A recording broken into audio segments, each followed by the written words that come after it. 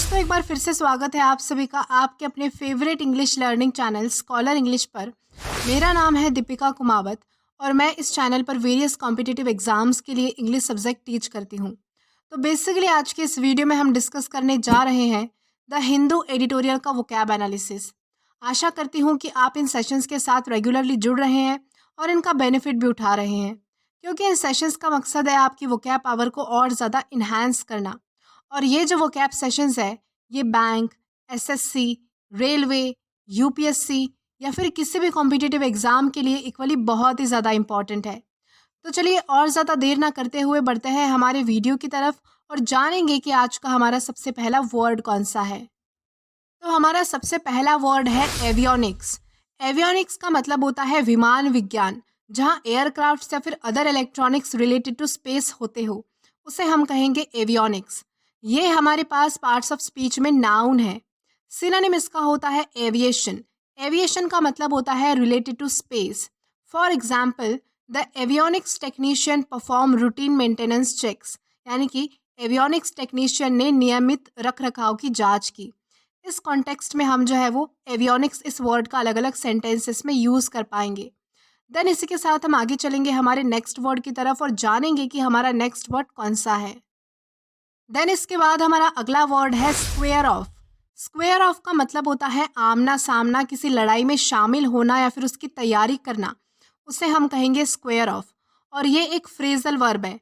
Synonym इसका होता है अपोज या फिर फेस ऑफ, यानी कि आमना सामना करना या फिर लड़ना।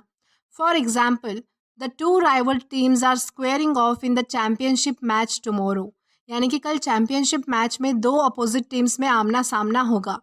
इस कॉन्टेक्स्ट में हम जो है वो स्क्वेयर ऑफ इस फ्रेजल वर्ब का अलग अलग सेंटेंसेस में यूज़ कर सकते हैं। देन इसी के साथ हम आगे चलेंगे हमारे नेक्स्ट वर्ड की तरफ और जानते हैं कि हमारा नेक्स्ट वर्ड कौन सा होता है। देन इसके बाद हमारा अगला वर्ड है ड्रेस डाउन। ड्रेस डाउन का मतलब होता है डांटना या फिर फटकारना, और ये हमारे पास पार्ट्स ऑफ स्पीच में नाउन है। सिनोनिम इसका होता है रिब्यूक या फिर रेप्रीमेंड। रिब्यूक या फिर रेप्रीमेंड का मतलब होता है डांटना, फटकारना। For example, Nitesh receive a civil dressing down from his boss, यानी कि नितेश को उसके बॉस से बहुत ज़्यादा डांट पड़ी। इस कॉन्टेक्स्ट में हम जो है वो ड्रेस डाउन इस नाउन का अलग अलग सेंटेंसेस में यूज़ कर पाएंगे। देन इसी के साथ हम आगे चलेंगे हमारे नेक्स्ट वर्ड की तरफ और जानेंगे कि हमारा नेक्स्ट वर्ड कौन सा है। देन इसके बाद हमारा अगला वर्ड है इंसीडियस। इंसीडियस का मतलब होता है कपटी या फिर धोखेबाज, यानी कि कोई चीज़ जो हमारे लिए हानिकारक होना, उसे हम कहेंगे इंसीडियस। और ये हमारे पास पार्ट्स ऑफ स्पीच में एग्जेक्टिव है। सिनोनिम इसका होता है डेंजरस या फिर हजार्डस, यानी कि हानिकारक। For example, he is not going to succumb to insidious influence, यानी कि वह कपटी प्रभाव के आगे झुकने वाला नहीं है।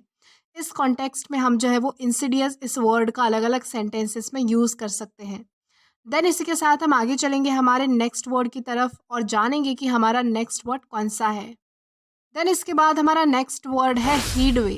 हीडवे का मतलब होता है प्रगति, किसी काम में आगे बढ़ना या फिर उन्नति करना, उसे हम कहेंगे हीडवे।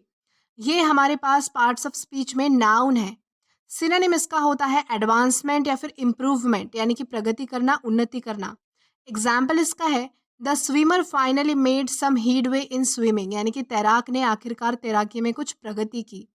इस कॉन्टेक्स्ट में हम जो है वो हीडवे इस वर्ड का अलग अलग सेंटेंसेस में यूज़ कर सकते हैं।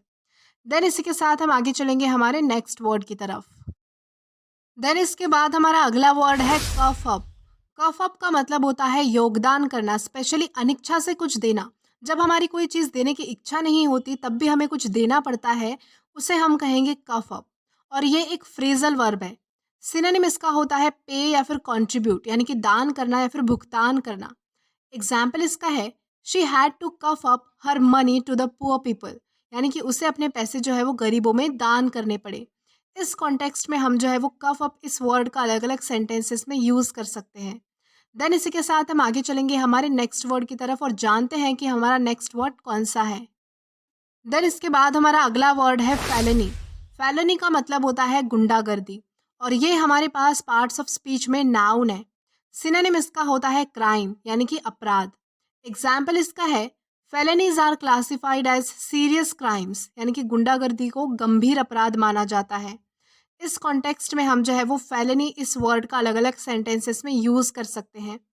देन इसी के साथ हम आगे बढ़ेंगे हमारे नेक्स्ट वर्ड की तरफ और जानेंगे कि हमारा नेक्स्ट वर्ड कौन सा है। तो हमारा अगला वर्ड है हश मनी। हश मनी का मतलब होता है चुप कराने का पैसा।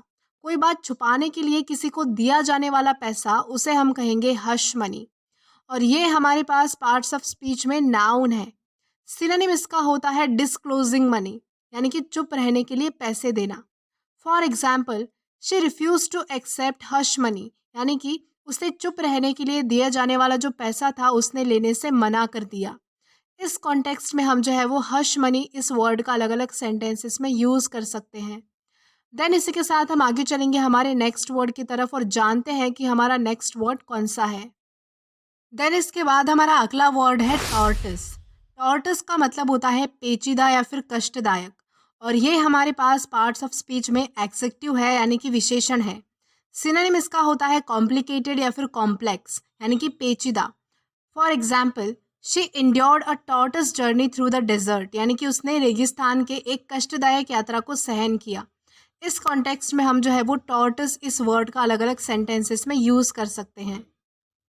देन इसी के साथ हम आगे बढ़ेंगे आज के हमारे लास्ट वर्ड की तरफ और जानेंगे कि आज का हमारा लास्ट वर्ड कौन सा है। तो हमारा लास्ट वर्ड है अनफ्लैटरिंग। अनफ्लैटरिंग का मतलब होता है अनाकर्षक या फिर अप्रशंसनीय, उसे हम कहेंगे अनफ्लैटरिंग। और ये हमारे पास पार्ट्स ऑफ स्पीच में एग्जेक्टिव है, यानी कि विशेषण है। सिनोनिम इसका होता है अनकॉम्प्लीमेंट्री, यानी कि जिसे सराहा ना जाता हो या फिर जो अनाकर्षक हो, अट्रैक्टिव ना हो, उसे हम कहेंगे uncomplimentary. For example, she regretted wearing the unflattering heels to the wedding, यानी कि उसने शादी में उसने एक अनाकर्षक हील्स पहनने का उसे पछतावा था। इस कॉन्टेक्स्ट में हम जो है वो अनफ्लैटरिंग इस एग्जेक्टिव का अलग अलग सेंटेंसेस में यूज़ कर सकते हैं। तो दोस्तों आज के लिए बस इतना ही। आशा करती हूँ कि आपको ये वीडियो बहुत ज़्यादा पसंद आया होगा, और अगर आपको ये वीडियो पसंद आया हो तो do like this video, subscribe the channel and share as much as you can. और अगर आपने इससे पहला सेशन नहीं देखा है तो आप यहाँ पर क्लिक करके ये वाला पहला सेशन भी देख सकते हैं। Till then keep learning. Thank you.